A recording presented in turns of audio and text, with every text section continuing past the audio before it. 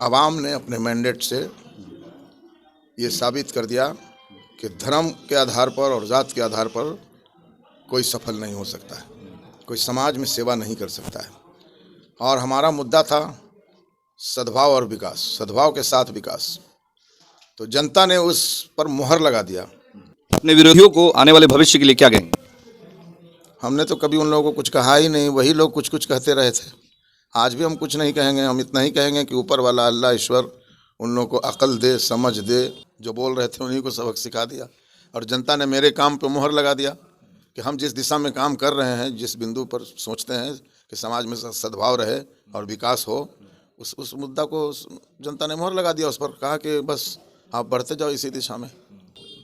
कि ये इस तरह की जो बातें करते हैं, कोई कहता है कि फुलवारी को शरीफ को श्री बना देंगे, कोई कहता है कि फलाना जात और फलाना। अरे भाई, समाज के निर्माण में लगो। जात पात और धर्म ये सब के आधार पे समाज को बांटना, ये समाज सेवा है क्या?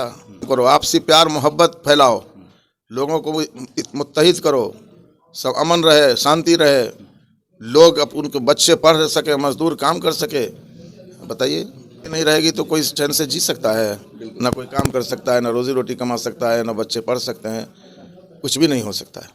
सद्भावना तो ठीक है, जो आपके जो वादे हैं, जो आपके मैनिफेस्टो में था, अब उस पर पूर्ण तरीके से काम होगा। और जो फुलवारी शरीफ के लोगों को, खासकर यहाँ के युवाओं को एक उम्मीद है आपसे, उनकी उम्मीदों पे कैसे खड़ा उतरेंगे आगे?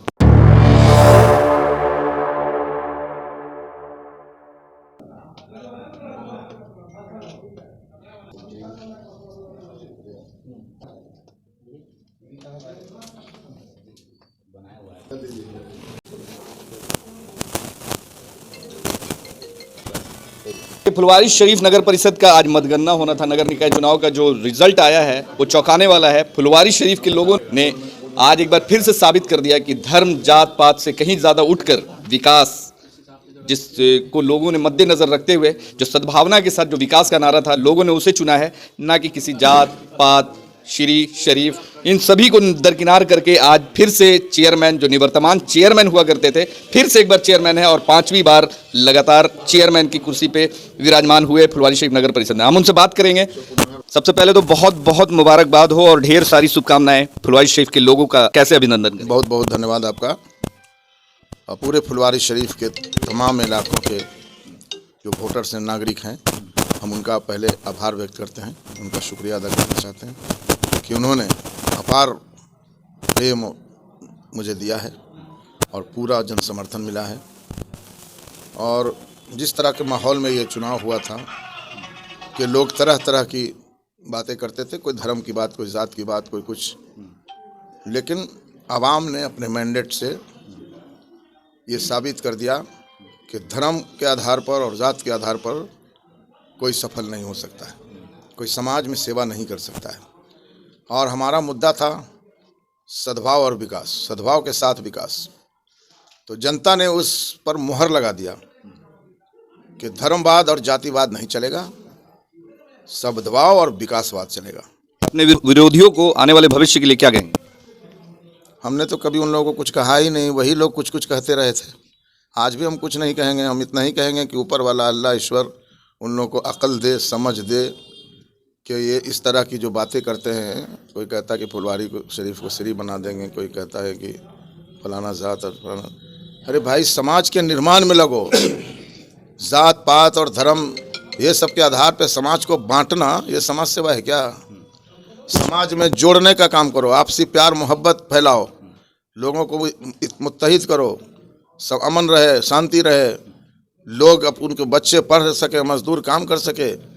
बताइए, रहेगी तो कोई चैन से जी सकता है? ना कोई काम कर सकता है, ना रोजी रोटी कमा सकता है, ना बच्चे पढ़ सकते हैं, कुछ भी नहीं हो सकता है।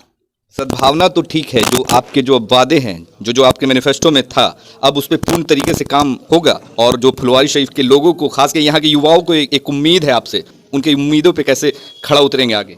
देखिए, हमने पहले भी आपको बताया था कि जो बजट हमने बनाया था 2022-23 का, उसमें हमने स्पोर्ट्स एंड कल्चर को शामिल किया था। और लाइब्रेरी हो हर वार्ड में, या जहाँ जहाँ ज़्यादातर संभव हो उसमें लाइब्रेरी का निर्माण हो, वहाँ लाइब्रेरी कायम हो कि वहाँ स्टूडेंट्स जो हैं उसमें पढ़ सकें, लीजर आवर में वहाँ पर स्टडी कर सकें। जो लोग इधर उधर टाइम बर्बाद करते हैं वहाँ जाके कुछ पढ़ेंगे, कुछ मैगज़ीन पढ़ेंगे, पेपर पढ़ेंगे, कुछ बुक्स पढ़ेंगे, नॉलेज बढ़ेगा, है ना, समाज में तालीम की रोशनी फैलेगी। तो एक तो हमारा वो है, दूसरा है आर्ट एंड कल्चर से नौजवानों को जोड़ना।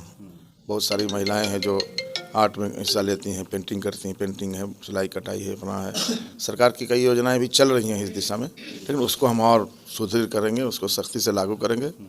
और स्पोर्ट्स के लिए जब तक आउटडोर स्पोर्ट्स नहीं हो पाएगा, चूँकि ज़मीन यहाँ पर आसपास में नहीं है, तो हम लोग उसकी तलाश में रहेंगे कि नज़दीक में ही कहीं पर ज़मीन मिले तो हम लोग ज़मीन खरीद करके वहाँ पर खेल का मैदान बनाने की कोशिश करेंगे। और तब तक इंडोर स्टेडियम को हम लोग प्रोत्साहित करेंगे। खास सवाल कि कुछ लोग ऐसा कह रहे थे कि इस बार जनता के हाथों में मत है, इलेक्शन है, लोग इस बार चुनाव जब करेंगे, वोट करेंगे, तो इस बार चेयरमैन जो हैं उनको सबक सिखाएंगे उनके कामों को। तो क्या लगता है कि वो जो उन कयास लगा रहे थे जो कि जनता के हाथों में, जनता इन्हें सबक सिखाएगी, सबक किसको सिखाया जनता ने? ये तो आप जान रहे हैं ना, जो बोल रहे थे उन्हीं को सबक सिखा दिया।